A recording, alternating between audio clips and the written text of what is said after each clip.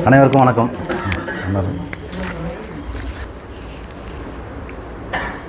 வேதம் வேதாந்தம் பற்றிய அறிமுகம்.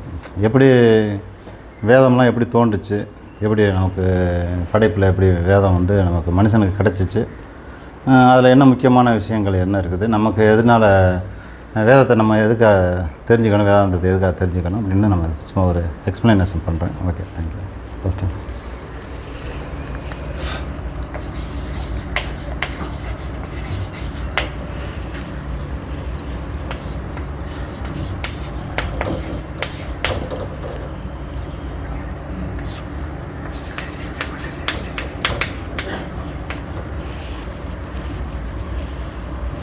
இப்போ வந்து முதல்ல வந்து உலகமாக எதுவுமே இல்லாமல் இருந்துச்சு ஆரம்ப காலத்தில். ஃபஸ்ட்டு காலமில்லாத காலம்னு வச்சுக்கங்களேன். காலமில்லாத காலத்தில் இந்த பூமியோ நம்மளோ நம்ம உடம்பு இல்லை, ஆனால் நம்ம எல்லாம் இருந்தோம். ஆனால் நம்ம உடம்பு இல்லாமல் வெறும் கான்சியஸ் மட்டும் நான் இருக்கேங்கிற அளவுக்கு எல்லாருமே இருந்தோம். எல்லாம் ஒன்றா சேர்ந்து ஒன்றா இருந்தோம். அது வந்து அது பல கோடி ஆண்டுகள் அப்படியே இருந்தோம்னு வச்சுங்களேன். காலம் இல்லாத காலங்கிறப்ப ஒரு ஆண்டாக இருந்தாலும் சரி, கோடி ஆண்டாக இருந்தாலும் எல்லாமே ஒன்றுமே இல்லை, எல்லாமே சம்மந்தம். இப்போ என்கிட்ட காசே இல்லை அப்படிங்கிறப்ப 10 ரூபா இல்லையா 100 கோடி இல்லையா அப்படின்னு கேட்க முடியாது. காசு அது மாதிரி காலம் இல்லாத காலத்தில் நீங்கள் வந்து எத்தனை ஆயிரம் காலம் அப்படி இருந்துச்சு அப்படின்னு நம்ம சொல்லவே முடியாது. எல்லாமே இன்ஃபினிட்டாக காலத்தில் அப்படியே வெறும் கான்ஷியஸ் மட்டுமே இருந்துச்சு. ஒரே ஒரு கான்ஷியஸ் தான் இருந்துச்சு மொத்தமாகவே. புரிஞ்சுங்களா? அது என்னென்னா நான் இருக்கேன் அப்படின்ற ஒரு கான்ஷியஸ்னஸ். புரிஞ்சு நமக்குள்ளெல்லாம் இப்போ இருக்கு இல்லைங்களா? இதே கான்ஷியஸ்னஸ் அப்போவும் இருந்துச்சு. அது மட்டும்தான் இருந்துச்சு ரொம்ப காலமாக. சரி, அதுக்கு என்ன போர் அடிச்சிருக்கு போல இருக்குது, இப்படியே இருக்கலாம் அப்படின்ட்டு. அது தெரியலை. சரி, நம்மலாம் கொஞ்சம் என்ஜாய் பண்ணலாம் அப்படின்ட்டு ஃபஸ்ட்டு வந்து படைக்கலாம் அப்படின்ட்டு, ஏதாச்சும் ஒன்று பண்ணலாம் அப்படின்ட்டு அதுவே முடிவு பண்ணி அதில் வந்து அது தானே வந்து ஒரு இறைவனாக மாறிக்குது. இப்போ வந்து நம்ம வந்து பேசாமல் இருப்போம், சமையலில் இறங்குறப்ப சமயக்காரனாக மாறிடுவோம். இப்போ வந்து படிக்க போகிறப்ப ஸ்டூடெண்ட்டாக மாறுவோம், வண்டி ஓட்டுறப்ப டிரைவராக மாறும். அதே மாதிரி இறைவன் வந்து படைக்கலாம்னு இறங்குறப்ப அது அவர் படைக்கலாம்னு கான்சியஸ் சும்மா இருக்கிறப்ப பேசாமல், தூங்குறப்ப பேசாமல் தான் இருப்போம். வேலை செய்கிறப்போ அந்த வேலைக்காரனாக ஆயிடுவோம் இல்லைங்களா? அதேமாதிரி ஈஸ்வரனாக மாறிக்கிறார் அவர். ஈஸ்வரனை நான் படைப்பேன், காப்பேன், என்ஜாய் பண்ணுவேன், அப்புறம் வந்து இதெல்லாம் படைப்பேன் அப்படின்ற மாதிரி ஒரு முடிவு பண்ணிவிட்டு இறங்குறாரு. அவர் வந்து பேர் என்னன்னாக்கா ஈஸ்வரன். அவர் பேர் ஈஸ்வரன், இறைவன்.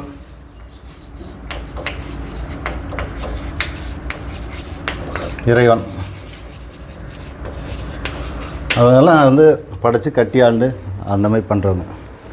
இப்படி வந்து இதுக்கு வந்து பிரம்மாவை வந்து போடுறாங்க. பிரம்மா அவரால் ஒருத்தராக முடியாது. அதனால் பிரம்மாவோட மானச புத்திரர்களாக அவர் மானசனா அவர் வந்து நினைக்கிறாரு, 10 பேராக நினைக்கிறாரு, 100 பேராக நினைக்கிறாரு. அவரே பேரை வச்சு அவரே ஜெராக்ஸ் எடுத்துக்கிறாருன்னு வச்சுக்கங்களேன். ஏன்னா ஒருத்தர் ஒரு வேலையை செய்ய முடியாது. அப்புறம் வந்து ஈஸ்வரன் வந்து நிறையா வந்து சூட்சமான சில விதிகளை உண்டாக்குறார்.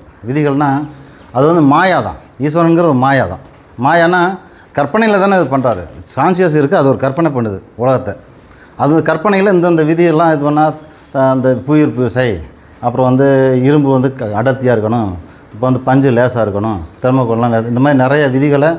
ஒன்று கட்டையெல்லாம் மிதக்கும் தண்ணியில், இது வந்து இரும்பெல்லாம் மூழ்கிடும். அப்புறம் 100 டிகிரியில் தண்ணி கொதிக்கும். அப்புறம் வந்து 0 டிகிரியில் கட்டி ஆயிரும், பனிக்கட்டி ஆயிரும்.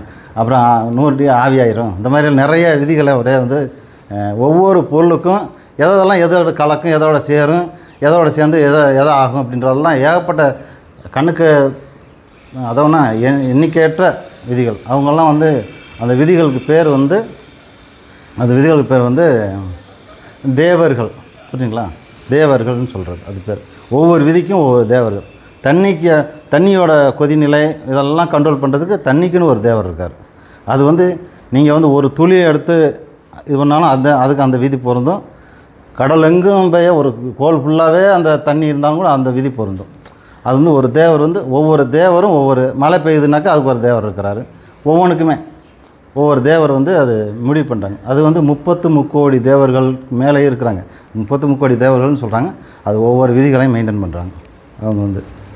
அப்புறம் வந்து அது வந்து அதெல்லாம் ஈஸ்வரனுக்கு கீழே ஈஸ்வரன் தான் அந்த தேவர்களெல்லாம் கட்டி ஆள்றாரு. இந்த தேவர்கள் தான் உலகத்தெல்லாம் உண்டாக்கி மெயின்டைன் பண்ணி காற்று அழிக்கிறது, நோய் உண்டாக்குறது, பிறக்க வைக்கிறது, என்ஜாய் பண்ணுறதுக்கு எல்லா விஷயத்தையும்.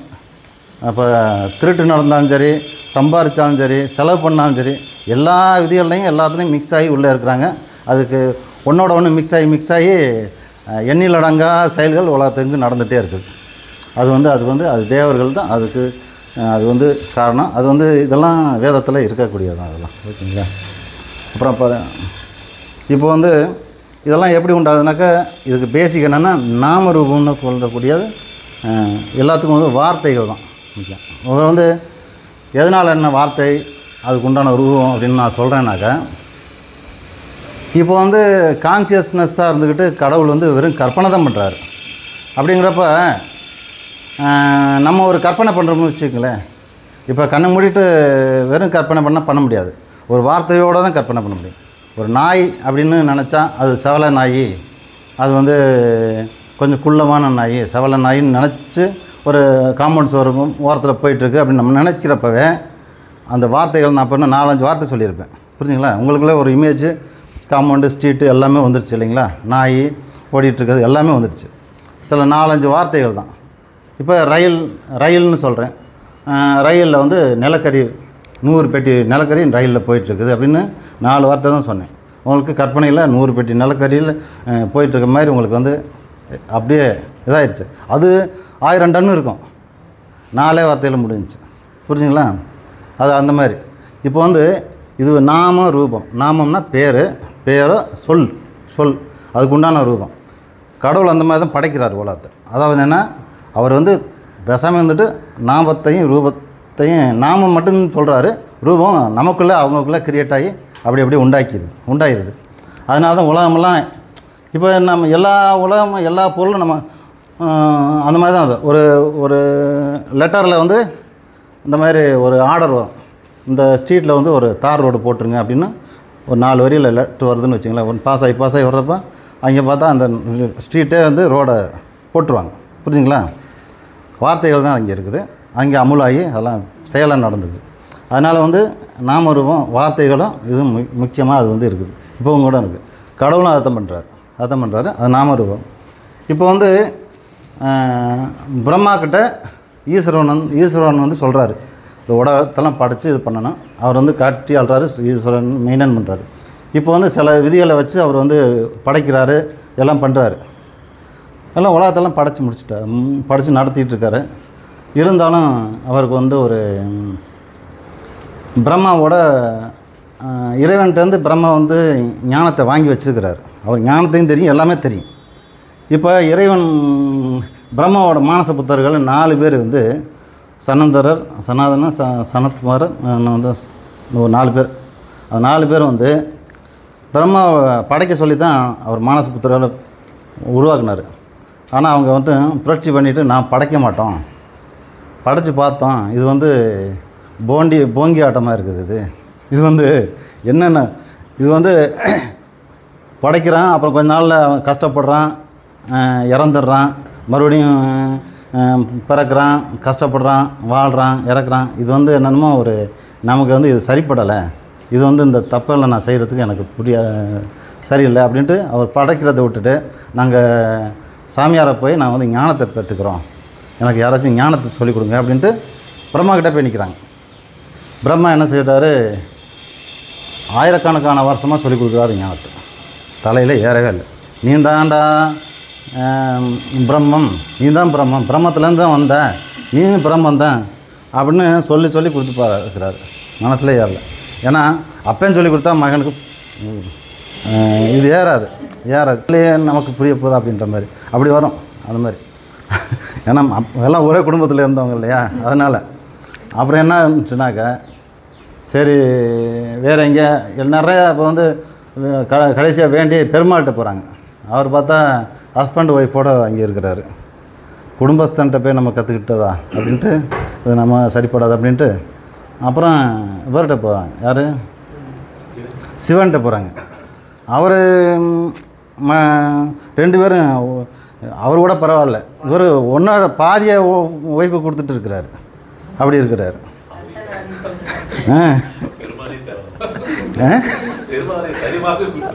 இவர் சரிபாதியாக கொடுத்துட்ருக்கிறாரு. இவங்கள்ட்ட எப்படி நம்ம ஞானத்தை போய் பெற்றுக்கிறது இது பண்ணுறன்ட்டு அப்புறம் வந்து சரி மறுபடியும் தெரிஞ்சு அலைகிறாங்க. அவரை பார்த்துட்டு பிரம்மா பார்த்துட்டு சரின்ட்டு அப்புறம் இவர் சிவன்கிட்ட போய் பேசிட்டாங்க இல்லையா, பேசினவனைக்கு அவங்களுக்கு இதை ஏறலை. அதனால் வந்து சிவன் மறுபடியும் என்ன பண்ணுறாரு, நம்மகிட்ட ஒரு ஞானம் கேட்க வந்துட்டு போகிறாங்களேன்னு ஒரு அங்கலாய்ப்பு.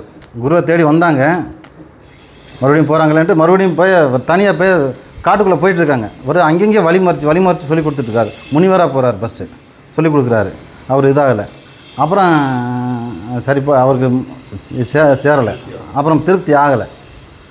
அப்புறம் அதுவும் ஒவ்வொன்றுமே பல வருஷங்களாக சொல்லி கொடுக்குறாரு, சரியாகலை. அப்புறம் கடைசியாக ஒரு ஆலமரத்துக்குள்ள தட்சணாமூர்த்தியாக உட்காந்துட்டு ஒன்றும் அப்பாவி மாதிரி உட்காந்துட்டு ஞானம் அடைஞ்ச மாதிரி அப்படியே உட்காந்துருந்தார்.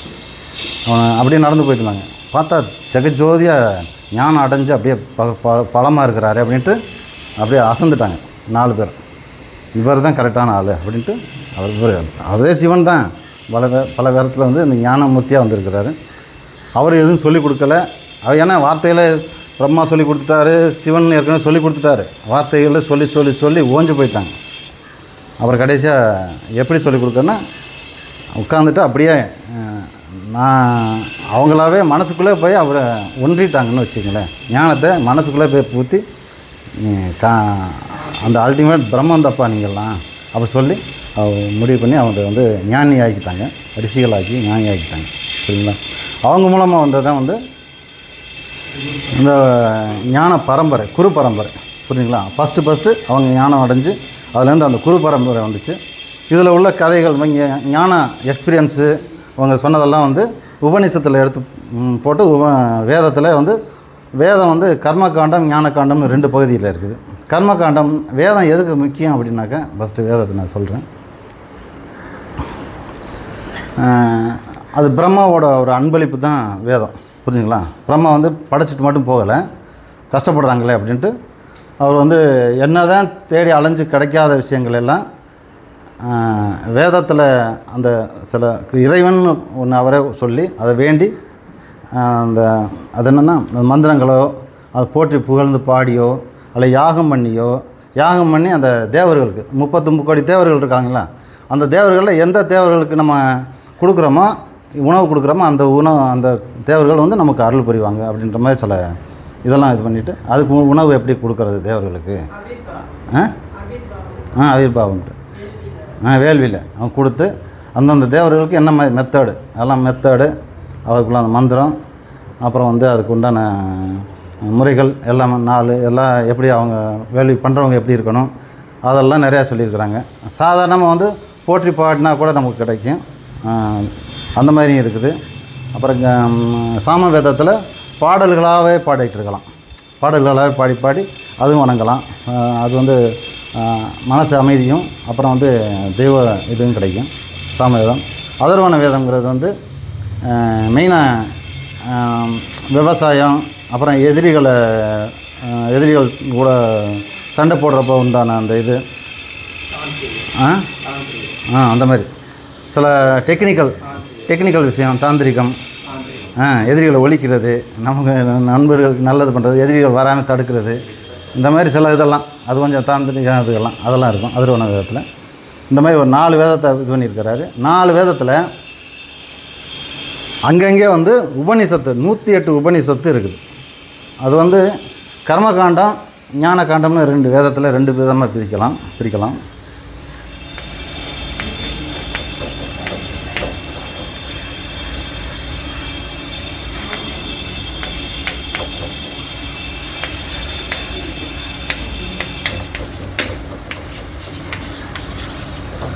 ஞானம் வந்து உபநிஷத்து.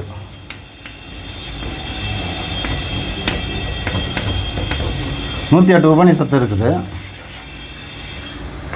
இப்போ வந்து இது வந்து கர்மகாண்டத்தில் நம்ம வந்து இந்த கோயிலை பூஜை பண்ணுறது, அன்றாடம் வந்து நம்ம செயல்கள் மூலமாக இறந்தவங்களுக்கு பண்ணுறது, அப்புறம் வந்து குழந்தை பிறந்தா அந்த மாதிரி நிறைய இதெல்லாம் இருக்கு இல்லைங்களா. அப்புறம் முன்னோர்களுக்கு பண்ண வேண்டிய கடன், அப்புறம் பிதர்களுக்கு, அப்புறம் வேண்டிய பெறுறது, இறைவன்கிட்ட நம்ம ஏதாச்சும் வேண்டி பெறுறது, யாகம் வளர்க்குறது, இதெல்லாம் வந்து இது ஏன் எப்படி நடக்குது, அதுக்கு முன்னாடி மனுஷனுக்கு அதெல்லாம் தெரியாது. அது எப்படி நடக்குதுன்னா சூட்சுமமான விஷயம் இருக்குது உலகத்தில். அது மூலமாக நம்ம கேட்டால் நமக்கு கிடைக்கும். நம்ம வந்து கண்ணுக்குள்ளே கண்ணில் பார்த்த விஷயந்தான் இங்கே இருக்குது. கண்ணில் பார்க்காத விஷயமெல்லாம் வந்து நிறைய இருக்குது. அது வந்து இந்த வேதம் தான் ஃபஸ்ட்டு சொல்லுது. எந்த டெக்ஸ்ட்லையும் வேதம் இல்லைன்னாக்கா நமக்கு வந்து உலகம் மட்டும்தான் இருக்குது. உலகத்தில் இல்லாத விஷயம் நமக்கு இருக்குதுன்னு நமக்கு தெரியவே தெரியாது. கடவுள் இருக்குன்னு தெரியாது, தேவர்கள் இருக்கிறாங்க, அப்புறம் வந்து சில தேவர்களுக்கு இதெல்லாம் கொடுத்தா அதெல்லாம் கிடைக்கும், இறைவனை வேண்டுனா நமக்கு இந்தந்த பலன் கிடைக்கும். ஞானம், அல்டிமேட்டாக ஞானம் இருக்குது. அதாவது ஞானம்னாக்க மோட்சம். நம்ம பிறவியெல்லாம் பல பிறவி எடுக்கிறோம், நமக்குள்ளே ஒரு ஆத்மான்னு ஒன்று இருக்குது. இந்த விஷயம் இல்லாமல் தெரியாமையே போயிருக்கும். இதெல்லாம் நம்ம கொடுக்குறது கடவுள். எல்லா விஷயத்தையும் வேதம் தான் நமக்கு சொல்லித்தருது. அதுக்கு முன்னாடி அது தெரியவே தெரியாது. அதுக்கு முன்னாடி மனுஷங்க வந்து இருந்திருப்பாங்க, ஆனால் அவங்களுக்கு தெரியாது. வேதம் உண்டாக்குன பின்னாடி தான் நமக்கு இந்த விஷயம்லாம் தெரியும். அதுக்கு முன்னாடி தெரியாது. வேதம் எப்படி அது நமக்கு கிடச்சிச்சுனாக்க, ரிஷிகள் வந்து அந்த காலத்தில் அந்த அப்படியே காட்டில் அப்படியே வந்து ஒரு ஞான சில டைம் வந்து ஒரு ஆராய்ச்சி மாதிரி. இந்த காலத்தில் வந்து விஞ்ஞானின்னு சொல்கிறாங்க, அந்த காலத்தில் விஞ்ஞானிகள்லாம் கிடையாது. எல்லாத்துக்குமே பேர் ரிஷிகள் தான். புரிஞ்சுங்களா. அவங்க தன்னை போல் உலகத்தெல்லாம் பார்த்துட்டாங்க, தன்னை நம்மளோட கான்சியஸை பற்றி ஆராய்ச்சி பண்ணிகிட்டே இருந்தாங்க. தன்னை பற்றியே நினைக்க அது ஒரு எம்டினஸ். இதில் வந்து இவங்க பிரம்மமே வந்து இவங்களுக்குள்ளே உள்ள புகுந்து சில வாக்கியங்களை சொல்லுது இவங்களை ஒரு கருவியாக பயன்படுத்தி. அந்த கருவியை இவங்களா சொல்கிறவனைக்கு இன்னும் மனசுக்குள்ளே இப்படியெல்லாம் எனக்கு தோணுது, இந்த மாதிரி வார்த்தைகள்லாம் இது வரைக்கும் நான் கேள்விப்பட்டதே இல்லையே, இந்த மாதிரி பாடல்கள்லாம் நான் கேள்விப்பட்டதே இல்லைன்ட்டு திரும்பி வருது. தூங்குறப்போ வருது, நடக்கிறப்பவும் வருது, இந்த மாதிரி. அப்போ வந்து அவங்க திரும்ப வரப்போ ஏதோ இந்த பிரம்மம், இந்த உலகம், இந்த ஸ்பேஸ் வந்து எனக்கு ஏதோ சொல்ல வருது அப்படின்னு அதை நோட் பண்ணி வைக்கிறாங்க. அவங்களுக்கு கிடைச்ச விஷயத்தில் நோட் பண்ணி எழுதி வச்சுங்க. அதில் மனப்பாடம் பண்ணி வச்சுக்கிறாங்க. அதில் பக்கத்தில் உள்ளவங்க சொல்லிக் கொடுக்குறாங்க குடும்பத்தில் இந்த மாதிரிட்டு. அப்புறம் சொல்லி சேர அது வந்து தொடர்ந்து ஒரு செயல் மாதிரி வந்து ஒரு பெரிய பாடல்களாக மாறிடுது. அது குறிப்பிட்டதில் நின்று போயிடுது. ஒரு ரிஷிக்குன்னு ஒரு குறிப்பிட்ட அளவு பாடல்கள் வருது, நின்று போயிடுது. அப்புறம் வேறு ஒரு பகுதியில் வேறு ஒரு ரிஷி குடும்பத்துக்கு வேறு ஒரு பாடல் வருது. இப்படி எங்கேருந்துனாக்கா இங்கேருந்து அங்கே ஆப்கானிஸ்தான் அந்த பக்கம், அதோட ஈரான், அதுக்கு அந்த பக்கம் கூட, அங்கேருந்து துருக்கியிலேருந்து ஆரம்பித்து இங்கே இப்போ வெஸ்ட் பெங்கால் வரைக்கும் இவ்வளோ தூரம் ஏரியாவில் ஒரு 2000-3000 கிலோமீட்ரு ஏரியாவில் உள்ள இமயமலை சாரலில் உள்ள ஏரியாவில் உள்ள மக்களுக்கு, அந்த காட்டில் உள்ள மக்களுக்கு இந்த மாதிரி தோண்டி அவங்கவுங்களும் அந்த இது முக்கியமான விஷயம் அப்படின்னு அவங்க மனசில் தோன்றினோடனே இது வந்து அதை சொல்லி அதை அவங்க குடும்பத்தில் எல்லாம் சொல்லி அதை இது பண்ணி யாகப்படுத்தி வச்சுக்கிட்டாங்க. இது வந்து எந்த காலத்துக்கும் அழியக்கூடாது, தொடர்ந்து நம்ம குடும்ப சொத்து, நம்ம பாரம்பரிய சொத்து மாதிரி இந்த வச்சுக்கணும் இந்த செய்யலை அப்படின்ட்டு அப்படியே வச்சு அதை சொல்லிக் கொடுத்து ஆயிரக்கணக்கான பரம்பரைகளாகவும் ஒரு பெரிய அந்த குடும்பம் பெருசாகி ஒரு ஊரானாலும் சரி இதாக இருந்தால் அந்த ஊரெல்லாம் அதை சொல்லி அந்த இதை காப்பாற்றுறது மட்டும்தான் வந்து அவங்களோட இது. அதான் பிராமணர்கள்னு பேர், அவங்களுக்கு பேர், அந்த வேதத்தை காப்பாற்றுறவங்க. இப்படி ஒவ்வொருத்தரும் அவங்கவுங்க எழுதி வைக்காமல் அப்போ காப்பாற்றினாங்க. ஏன் எழுதி வைக்கலைன்னாக்கா, அவங்க இது பண்ணப்போ அந்த எழுத்துங்கிறது வரலை, லிபியினக்கூடிய எழுத்து இன்னும் வரலை, உருப்படியாக வரலை, இப்போ உள்ள மாதிரி மாடர்னாக வரல. அப்போ ரெண்டாவது ஒரு வார்த்தை சொன்னோம்னு வச்சுங்களேன், வார்த்தையைத்தான் எழுத முடியுமே தவிர அது வந்து ராகம் மாதிரி இருக்கும். அது சில இதெல்லாம் அது ராகத்தை இப்போ எழுத்தில் எழுத முடியாது. நீங்கள் எழுதி கொடுத்து அடுத்தவர்கிட்ட படித்தாக்கா அவங்க ராகம் இல்லாமல் தான் படிப்பாங்க. அதனால் சொல்லிக் கொடுத்தா தான் அந்த ராகம் வந்து மெயின்டைன் ஆகும் பரம்பரையாக. அதனால் வந்து அந்த ராகத்தை மெயின்டைன் பண்ணணும், அந்த உச்சரிப்பு கரெக்டாக இருக்கணும் அப்படிங்கிறதுக்காக எழுதி வச்சா அப்புறம் அது யாரும் மெயின்டைன் பண்ண மாட்டாங்கன்னு எழுதி வைக்காமையே பல்லாயிரக்கணக்கான வருஷமாக அப்படியே மெயின்டைன் பண்ணிட்டு இருந்தாங்க. இதுக்காக வந்து இதை எப்படி பயன்படுத்துறது எல்லாம் அதிலே வந்துருச்சுங்கிறதுனால பயன்படுத்தி பலனும் கண்டாங்க. மழை வராத ஏரியாவில் மழை வர வச்சுக்கிட்டாங்க. அப்புறம் செல்வம் கிடைக்காத செல்வம், அப்புறம் பால் கறக்காத இடத்துல பால், நோய் அதிகமாக நோயை விரட்டினாங்க. இந்த மாதிரி நிறைய பலன்களையும் அனுபவித்தாங்க. எல்லாமே பலன்களை அனுபவித்து இது பண்ணுறப்ப இது வந்து கர்ம காண்டம்னு சொல்லக்கூடியது. இந்த மாதிரி செஞ்சு பெறுறது, நம்ம வேலை செஞ்சு ஒரு பலனை அனுபவிக்கிறோம் இல்லைங்களா, அதே மாதிரி வேதத்தில் உள்ள கர்ம காண்டத்தில் ஒரு ஒரு கடவுளை போற்றியோ ஒரு தேவர்களை போற்றியோ ஒரு யாகம் பண்ணியோ யஜ்யம் பண்ணியோ ஆயிரக்கணக்கான தரம் மந்திரத்தை உச்சரித்தோ ஒரு கர்மத்தை செஞ்சு, கர்மன்னா செயலை செஞ்சு பலனை அனுபவிக்கிறது, அதை பண்ணினாங்க. அந்த மாதிரி பண்ணாங்க. அது வந்து கர்ம காண்டம்னு சொல்கிறது. புரிஞ்சுங்களா? இதோட நிறுத்திக்கலாம் கர்ம காண்டத்தை. புரிஞ்சுங்களா? இது வந்து இது வந்து கர்ம காண்டத்தில் உங்களுக்கு சந்தேகம் இருந்தால் சொல்லுங்கள். ஓகேங்களா? இது அந்த சூட்சும விஷயத்தெல்லாம் அது சொல்லுது. ரெண்டாவது ஃபஸ்ட்டு வந்து சூட்சும விஷயங்களை நம்ம கண்ணு காது எதுக்குமே தெரியாத சூட்சும விஷயங்களை சொல்லுது. ரெண்டாவது வேறு எங்கேயுமே உலகத்தில் இல்லாத விஷயத்தையும் சொல்லுது. 2 விஷயம் அது முக்கியம். புரியுங்களா? உலகத்தில் வேறு எந்த நூல்கள்லையுமே வேறு யாருமே சொல்லவே படாத விஷயத்தை சொல்கிறது வேதம். வேதத்தில் இருக்கிறது வேறு எங்கேயுமே இருக்காது. இப்போ நவீன காலத்தில் இருந்துச்சுன்னா வேதத்துலேருந்து எடுத்து சொல்லப்பட்டதாக இருக்கும், வேறு ஒன்றும் இல்லை. ஆனால் வேதத்தில் அதான் ஃபஸ்ட்டு சில சூட்சும விஷயம், மனுஷன் கண்ணு காது ஐம்புலன்களுக்கு எட்டாத விஷயத்தை முத சொன்னது வேதம். அதை வந்து நீங்கள் புரிஞ்சுக்க. அதே வேதம் தான் நமக்கு வந்து ஞான காண்டத்தில் நமக்கு வந்து நம்மளை பற்றி சொல்லுது.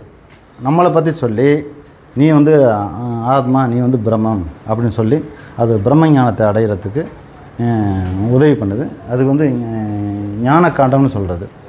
ஃபஸ்ட்டு வேதத்தை தொகுத்தவர் வந்து வியாசர் தான் தொகுத்தார். அது வேத பரம்பரைங்கள் வந்து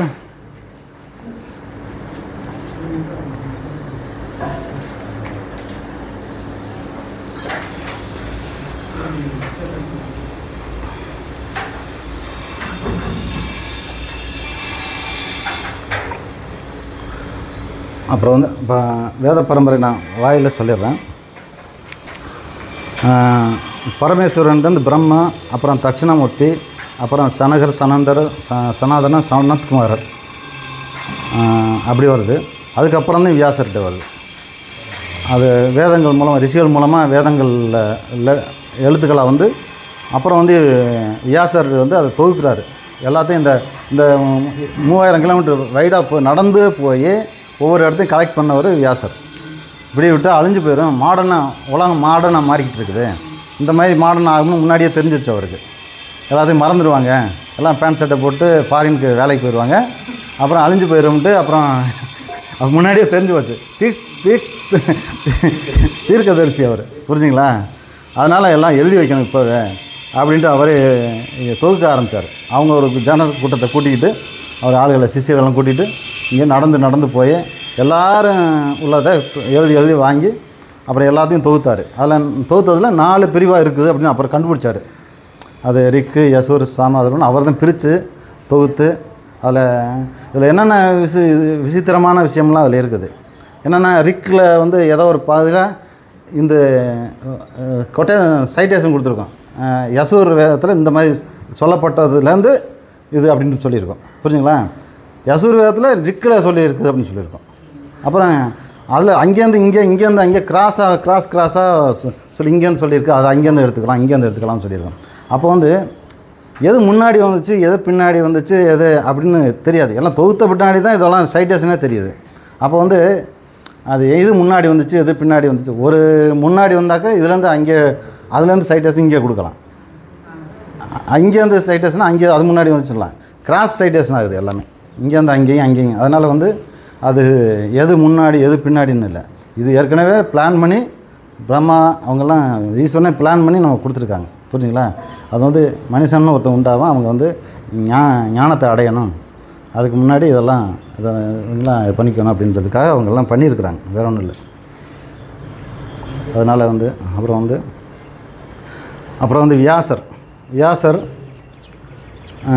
அப்புறம் வியாசரோட பையன் சுகர் வந்து அப்புறம் நிறைய பரம்பரை வந்திருக்கோம். அப்புறம் கௌடபாதர், கோவிந்தபாதர், அப்புறம் கோவிந்தபாதர்கிட்டருந்து ஆதிசங்கரர் பண்ணிக்கிட்டார். அப்புறம் வந்து அப்படியே பரம்பரை 2000 வருஷத்துக்கு முன்னாடி வந்து ஆதிசங்கரர் இருந்தார். அதுக்கப்புறம் நிறைய பேர் வந்திருப்பாங்க. இப்போ கடைசியாக நம்ம குருவுக்கு முன்னாடி தயானந்த சரஸ்வதி, அதுக்கப்புறம் வந்து நம்ம சுவாமி சங்கரானந்தா.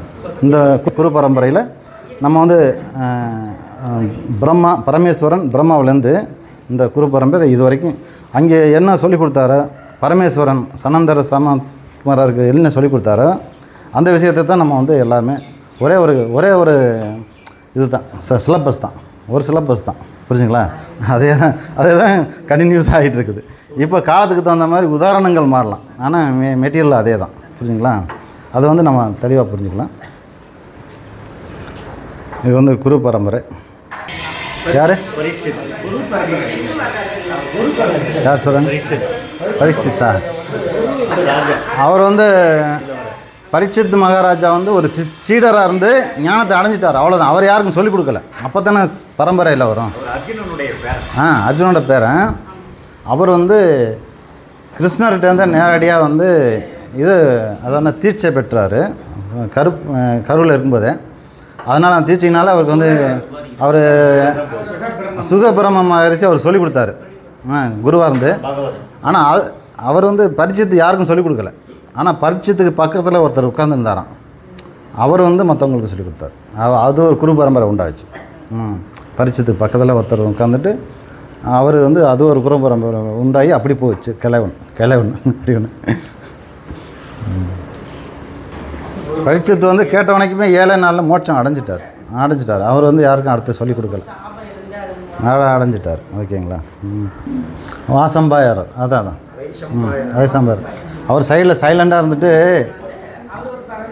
அவர் சைலண்டாக இருந்தார். அப்புறம் வந்து அவர் சுகர் தெரிஞ்சுக்கிட்டார். வந்து இவர் மோட்சம் அடைஞ்சிடுவார், இவர் ஒரு பரம்பரை உண்டாக்கிடுவார். அது வந்து அவருக்கு ஞான திருஷ்டிக்கு தெரிஞ்சுக்கிட்டார். அதான் அதான்.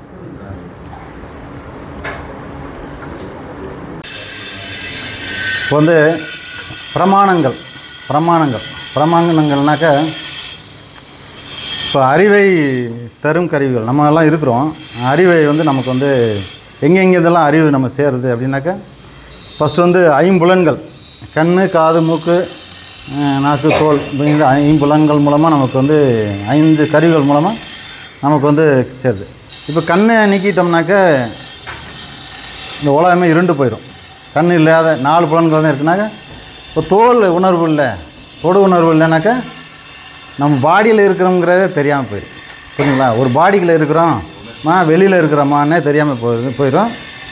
வாய் எங்கேயோ ஒன்று போட்டாக்க ஏதோ ஒரு டேஸ்ட் வருமே தவிர அது வாயின்னு கூட தெரியாது. சரிங்களா? அப்புறம் டேஸ்ட்டையும் விட்டுட்டு காதையும் சத்தத்தையும் விட்டுட்டாக்க எங்கே இருட்டுக்குள்ளே ஏதோ ஒரு எல்லாத்தாக்கில் எங்கே கிடக்கிறோமா, உலகம் இருக்கா இல்லையான்னு கூட தெரியாது. அதனால் வந்து இந்த ஐம்புலன்கள் தான் நம்ம வந்து உலகமாக இருக்குது. இது வந்து ஐம்புலன்களும் வந்து நம்ம வந்து கண்ணுனாக்க அது வந்து பிரமாணம்னு சொல்கிறது. பிரமாணம்னா அறிவு தெரிஞ்சு 5 பிரமாணங்கள் நம்மகிட்ட இருக்குது. இது மூலமாக தான் நம்ம வந்து உலகத்தை பார்க்குறோம். இதில் சூட்சுமமாக ஸ்தூல விஷயங்களை மட்டும்தான் நம்ம பார்க்கணும், எது பார்க்க முடியும். ஸ்தூலமானாக்கா இப்போ வந்து நல்லா இப்போ தொட்டு பார்க்குறோம், அந்த மாதிரி திட பொருள்களை பார்க்குறோம், அப்புறம் தண்ணீரை பார்க்குறோம், காற்றை சென்ஸ் பண்ணுறோம், உணர்வு சென்ஸ் பண்ணுறோம். இந்த மாதிரி ஸ்தூலமானது. சூட்சுமம்னா கண்ணுக்கு தெரியாதையோ காதில் கேட்காத விஷயத்தையோ, அப்புறம் வந்து தொடு உணர்வில் இல்லாத விஷயத்தையோ, டேஸ்ட்டே இல்லாத விஷயம், இந்த 5 புலன்கள் அகப்படாததை நீங்கள் எதுவுமே பார்க்க முடியாது. ஆனால் 5 புலன்கள் அகப்படாத நிறைய விஷயங்கள் இருக்குது. புரிஞ்சுங்களா? அது வந்து நமக்குள்ளேயே இருக்குது. நமக்குள்ளே ஒரு ஆத்மா, நமக்கு சூட்சும சரீரம், காரண சரீரம், இதெல்லாம் கூட நம்ம வந்து கண்ணுக்கு புலப்படாதது தான். அந்த மாதிரி இருக்குது, நமக்குள்ளேயே இருக்குது. அதுதான் நம்ம முதல்ல. அதுக்கு முன்னாடி நம்ம பிறக்கிறதுக்கு முன்னாடி நம்ம சூட்சுமமாக தான் இருந்தோம். ஆத்மா, அது காரண சரீரம், சூட்சும சரீரம், இப்படி இருந்தோம். அது இருக்கங்காட்டியும் தான் நம்ம வந்து அது மூலமாக வந்து பிறந்து வந்தோம். ஃபஸ்ட்டு பிறக்கிறதுக்கு ஆதாரமாக இருக்கிறோம் இல்லைங்களா, அது நம்ம தான் பிறந்து அப்படி வந்திருக்கிறோம். அதுக்கு வந்து ஆத்மா அது வந்து தேவைப்படுது. அது ஜீவாத்மாங்கிறது. ஜீவாத்மா இப்போ ஜீவாத்மா தான் நம்ம வந்து ஜீவனாக உண்டாக்குது. மறுபடியும் இறந்த பின்னாடி அது இருக்குன்னா அது இருக்கும். அது உடம்பு மட்டும்தான் போகுமே தவிர நம்ம வந்து இப்போ இருந்துக்கிட்டே நம்ம கேட்க வைக்கிறது, பார்க்க வைக்கிறது, இது எல்லாம் செய்ய வைக்கிறதெல்லாம் உள்ள நமக்குள்ளே ஸ்தூலம் சாலிடு மெட்டீரியல் இருக்கு இல்லைங்களா, பாடி, இது ஜடம்னு சொல்லுவாங்க. இதுபடி அது வந்து உபநிஷத்தில் இது ஜடம்னு சொல்லுவாங்க. இதெல்லாம் ஏன்னா நேற்று கடையில் விற்ற அரிசி, கோதுமை, காய்கறி, அந்த ஜட பொருளை வாங்கி நேற்று சாப்பிட்டு தான் இன்றைக்கி இந்த உடம்பாக இருக்குது. புரிஞ்சுங்களா? இதே உடம்பு. அப்போ அந்த காய்கறி, அரிசிக்கெல்லாம் அந்த உணர்வு இருக்குதா, கேட்குமா, பார்க்குமா? அந்த உணர்வு அங்கேருந்து வர்றதில்லை. இதனால் அது கன்வெர்ட் பண்ணாலும் வருமா அப்படின்னா அது வராது. ஏன்னா நாளைக்கு ஒரு இறந்த பாடியிலையும் கண்ணு காது மூக்கு எல்லாமே இருக்குது. ஆனால் அது ஒன்று தான் இல்லை. அதை தாண்டி இந்த ரத்த ஓட்டத்தை ஓட வைக்கிறது எல்லாமே வந்து உள்ளே வந்து ஒரு செயல் புரியுது ஒரு விஷயம்.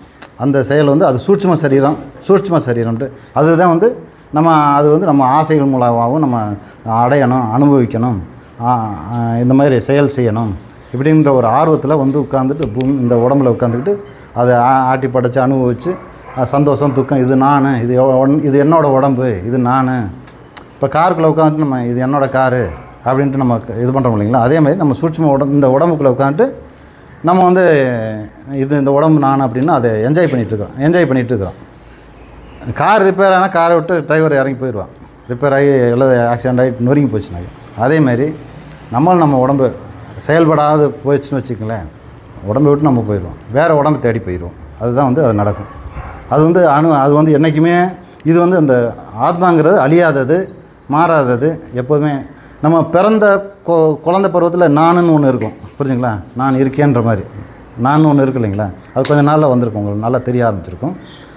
அன்னைக்குள்ள நான்லேருந்து இன்றைக்குள்ள நான் ஒரு 60 வயசுக்கு ஆன பின்னாடியும் அந்த நானுக்கு எந்த மாற்றமும் உண்டாயிருக்காது.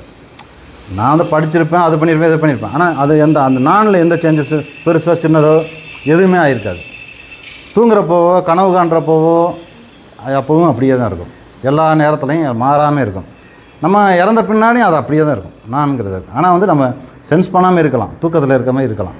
ஆனால் வந்து அது அப்பவும் இருப்போம், புரியுதுங்களா? அந்த நான்கிற வந்து நம்மளோட சொந்த ஜீவாத்மா. அது வந்து அழியாதது. உடம்பு ஒரு பிறவி எடுத்துகிட்டே இருக்கும். அந்த ஆசையினால் அடுத்த பிறவி எடுக்கும், அடுத்த பிறவினால் எடுக்கும். ஒரு டைம் வந்து கஷ்டப்படுற ஃபேமிலியில் பிறக்கும், ஒரு டைம் அது பாவ புண்ணியம் அதெல்லாம் இருக்குது. நிறைய பிராரப்தப்படி பாவ புண்ணியப்படி வேறு உடம்பில் இருக்கும்.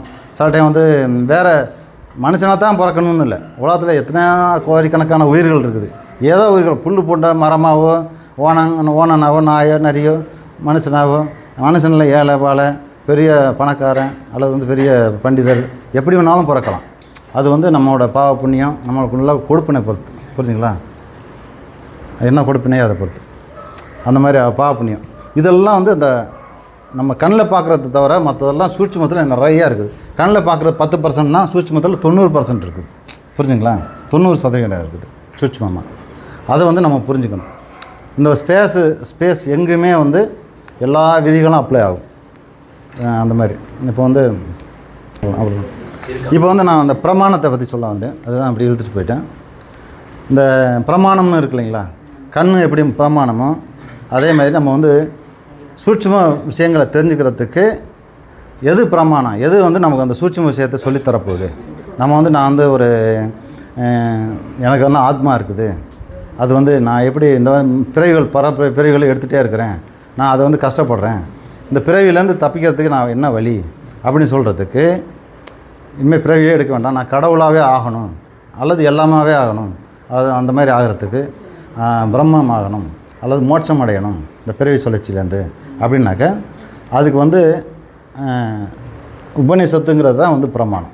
வேதம் தான் பிரமாணம். வேதத்தில் உபனிஷத்து 108 உபனிஷத்து இருக்குது மொத்தம், புரிஞ்சுங்களா? ஆனால் 108 உபனிஷத்தும் நமக்கு வந்து படிக்க தெரியுமான்னா முடியாது. ஒரு செயல் கூட நம்மளால் படித்து புரிஞ்சிக்க முடியாது. ஏன்னா நம்ம வந்து அந்த லாங்குவேஜில் இல்லை, சமஸ்கிருதத்தில் இருக்குது, புரிஞ்சுங்களா? சமஸ்கிருதத்தில் இருக்குது. அது பிரமாணம் தான். அது பிரமாணம் தான். படித்தா நமக்கு வந்து ஞானம் வரும். ஆனால் நமக்கு படித்தா அது புரியணும் அந்த வார்த்தைகள்லாம். ஏன்னா சூத்திரமாக இருக்குது. அது ஃபார்முலாவை கொடுத்து நீங்கள் வந்து கண்டுபிடிங்கன்னா பண்ண முடியாது. ஒரு கணக்கு வாத்தியார் சொன்னால் தான் நமக்கு புரியும். அதேமாதிரி சொல்லிக் கொடுத்து ஒரு டைம் டெரிவ் பண்ணி காட்டிட்டாருன்னா நமக்கு புரிஞ்சிடும். அதேமாதிரி சூத்திரமாக இருக்கிற விஷயத்த நம்ம வந்து ஒரு குரு பரம்பரைன்னு இருக்குது.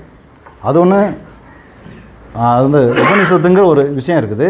இதை எடுத்து சொல்கிறதுக்கு அந்த காலத்தில் எங்கே ஒரு தட்சிணாமூர்த்தியிலேருந்தே குரு பரம்பரை வருது. இதை அவங்க தான் சொல்லிக் கொடுக்கணும். இவங்க சொல்லிக் கொடுத்தா தான் அதில் உள்ள விஷயத்த இவங்க சொல்லிக் கொடுத்தா தான் நமக்கு வந்து புரியும். அதனால் ஒரு குரு மூலமாக தான் நம்ம வந்து நம்மளே கற்றுக்கலாம்னாக்க முடியாது. குரு சொல்கிற சூட்சும விஷயங்கிறதுனாலையும் அது வந்து வேதம் ரொம்ப உபநிஷத்து அப்படின்றதுனாலையும் இது வந்து குரு மட்டும் சொல்கிறல்ல, அந்த தட்சிணாமூர்த்தியே நம்மக்கிட்ட சொல்லிக் கொடுக்குறாரு அப்படின்னு நம்ம வந்து நம்பி இறங்கி அவங்க சொல்கிற வார்த்தையை நமக்கு வந்து அது வந்து பிரமாணம்னு என்ன சொல்கிறேன்னாக்கா, நமக்கு 5 பிரமாணம்னு நான் சொன்னேன் இல்லைங்களா, இது வந்து 6வது பிரமாணமாக நம்ம எடுத்துக்கணும். 6வது பிரமாணமாக 5 புலன்கள் இல்லை. நம்ம உபநிஷத்து படிக்க வந்துட்டாக்க இது ஒரு 6வது பிரமாணம், 6வது விஷயம். இது வந்து நீங்கள் வந்து இது ஒரு இந்த சட்டு வந்து ஒரு மஞ்சள் கலரில் இருக்குதுன்னு நீங்கள் நினைக்கிறீங்கன்னு வச்சுங்களேன், அல்ல ஆரஞ்சு கலரில் இருக்குதுன்னு நீங்கள் நினைக்கிறீங்க. உங்களுக்கு ஏதாச்சும் கண்ணில் ஏதாவது டவுட் வருதா உங்களுக்கு? நீங்கள் கண்ணை மறுபடியும் இல்லை ஆரஞ்சு கலராக இருக்காதுன்னு உங்களுக்கு ஏதாச்சும் டவுட் இருக்கா? இல்லை இல்லையா?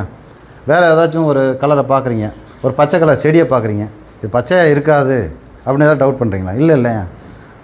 அதே மாதிரி இந்த மாதிரி இது பிரமாணமான இது வந்து இது 100% சரண்டர் ஆகிடுறீங்க. கண்ணுக்கு சரண்டர் ஆகி அது என்ன சொல்லுதோ அப்படியே 100% ஏற்றுக்கிறீங்க. அதில் வந்து சந்தேகமே எதுவுமே படுறதில்ல. புரிஞ்சுங்களா? ஃபெய்த். சில டைம் சந்தேகம் வரலாம், ஆனால் இது என்ன மாதிரி உங்களுக்கு வேணும், இப்படி ஆரஞ்சு கலராக தெரியுது, இது எதனால் இப்படி தெரியுது அப்படின்னு வேணால் நீங்கள் ஆராய்ச்சி பண்ணலாம். ஆரஞ்சு கலர் மேலே நீங்கள் வந்து ஆராய்ச்சி பண்ண முடியாது. கண்ணு கொடுக்குற இதை ஆராய்ச்சி பண்ண, அது தவறா ரைட்டான்னு நம்ம ஆராய்ச்சி பண்ண முடியாது. இது ஏன் இப்படி வருது அப்படின்னா, அது நூலில் சாயம் போட்டுருக்காங்க, அது விஷயம் இந்த விஷயம் இதெல்லாம் இருக்குது, அதெல்லாம் வந்து நீங்கள் ஆராய்ச்சி பண்ணலாம். என்ன கலந்துருக்குறாங்க, எதனால் இந்த கலர் வருதுன்னு தெரியலாம். புரிஞ்சுங்களா? ஆனால் இது ஆரஞ்சு கலராக இல்லைன்னு நீங்கள் சந்தேகப்பட முடியாது இல்லையா? அதே மாதிரி குரு சொல்கிற வார்த்தையை 100% நீங்கள் சந்தேகப்படாமல் அப்படியே ஏற்றுக்கணும். புரிஞ்சுங்களா? ஏன்னா இது வந்து வேறு எங்கேயும் சொல்லப்படாத விஷயம், புரிஞ்சுங்களா? இது வந்து எங்கேயுமே சொல்லப்படாத விஷயம். அதனால் வந்து குரு மூலமாக தான் ஞானம் வரும். நம்மளாக படித்து ஞானம்னா நிறைய புத்தகங்கள் இருக்காது, யாரோ ஒரு குருமார் எழுதியிருப்பாங்க. இருந்தாலும் ஏதோ ஒரு குருக்கிட்ட ஒரு கொஞ்சம் நாளாச்சும் போய் இது பண்ணி அட்லீஸ்ட் எல்லாம் படித்து நல்லா 10 வருஷம் படிச்சிருந்தாலும் கொஞ்சம் நேரமாச்சும் அந்த ஆத்மான்னு சொல்கிறாங்களே அது என்னென்னு தயவுசெய்து எனக்கு சொல்லி புரிய வைங்க அப்படின்னு காதில் ஒரு டைம் கேட்டுட்டிங்கன்னா அவங்களுக்கு வந்து வந்துடும். புரிஞ்சுங்களா? கொஞ்சம் நேரமாச்சும். அதனால் குருங்கிறது கண்டிப்பாக முக்கியம். அவர் சொல்லி கொடுத்துருவார், கொஞ்சம் நேரத்தில் புரிய வச்சுருவார். அல்லது நீங்கள் அவர் குருவை தேடி போனீங்கன்னா அவர் சொல்கிற ஒரு வார்த்தை வந்து நமக்கு வந்து ஆம்பிளிஃபை ஆகிக்கும். ஆம்பிளிஃபை ஆகுனாக்கா ஒரு 10 பழுகி பெருகி 100 பெருகி நமக்கு வந்து நமக்குள்ளே ஒரு சிந்தனைகளை தூண்டி பெருக்கி விடும். அதுக்கு காரணம் நமக்குள்ள மூளைக்குள்ள இருக்குது அந்த விஷயம். புரிஞ்சுங்களா? இந்த வார்த்தைக்காக ஏங்கிட்டு இருப்பான், அந்த வார்த்தை உள்ளே போட்ட வரைக்குமே அது வந்து பட்டாசில் திரிப்பு பற்ற வச்ச மாதிரி, திரியில் நெருப்பு பற்ற வச்ச மாதிரி அது உள்ளே இதாகிக்கும். அது குருவோட ஒரு வார்த்தை போதும். புரிஞ்சுங்களா? அந்த மாதிரி உண்டாகிடும். அதனால் குரு வந்து முக்கியம். அந்த பட்டாசு 1000 வருஷம் இருந்தாலும் கூட அது நம்ம அந்த பட்டாசு பத்தாது. புரிஞ்சுங்களா? அப்படியே தான் இருக்கும். குரு வந்து அதை திரிப்பற்ற வச்சு விடும். அப்புறம் வந்து அது வந்து அதுக்கப்புறம் என்ன வேணாலும் உலகத்தையே எரிச்சிடும் அது. அதனால் வந்து அதுக்கு முன்னாடி நம்ம வந்து என்ன தான் முட்டி மோதினாலும் அது வந்து வராது. அதனால் குருக்கிட்ட கண்டிப்பாக நம்ம வந்து தலையை கொடுத்துடணும். நம்ம மூளையில் நம்ம சிந்தனைகள்லாம் உலகத்தை அப்படி இப்படின்னு நினச்சிட்டு இருந்தீங்க. அது வந்து நம்ம எப்படி கண்ணுக்கும் காதுக்கும் நம்ம சரண்டர் ஆகிட்டோம் இல்லைங்களா? சரண்டர் ஆகி அது சொன்னதெல்லாம் அப்படியே கேட்குறோம் இல்லைங்களா? அதனால் குருவோட சொல்லுக்கு நம்ம சரண்டர் ஆகிடணும்.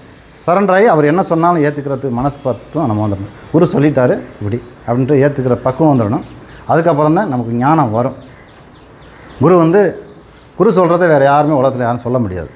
அதனால் வந்து குருவோட சொல் வந்து முக்கியம். அதில் வந்து நம்ம ஏற்றுக்கிட்டு அதை பண்ணணும். அது வந்து பிரமாணம்னு சொல்கிறேன். கண்ணுக்கு அது மூக்கும் நம்ம குருவை கிடச்சிட்டான்னா நமக்கு 6வது ஒரு பிரமாணம் வந்துருச்சுன்னு அர்த்தம். அந்த வேத பிரமாணம் 6வது ஒரு புலன் வந்து நமக்கு கிடச்சிருச்சுன்னு அர்த்தம். அதனால் வந்து அந்த புலனுக்காக நம்ம என்ன வேணும், கண்ணை எப்படி நம்ம பாதுகாக்கிறோமோ அதே காதை எப்படி பாதுகாக்கிறோமோ குருவையும் நமக்கு வந்து அந்த அளவுக்கு நம்ம வச்சுக்கணும். அந்தளவுக்கு நம்ம போட்டி பாதுகாக்கணும். ஓகே, இதுதான் எனக்கு வந்து வேதாந்த அறிமுகம். இதுக்கு மேலே டவுட்டு என்ன சொல்லுங்கள். Okay, thank you.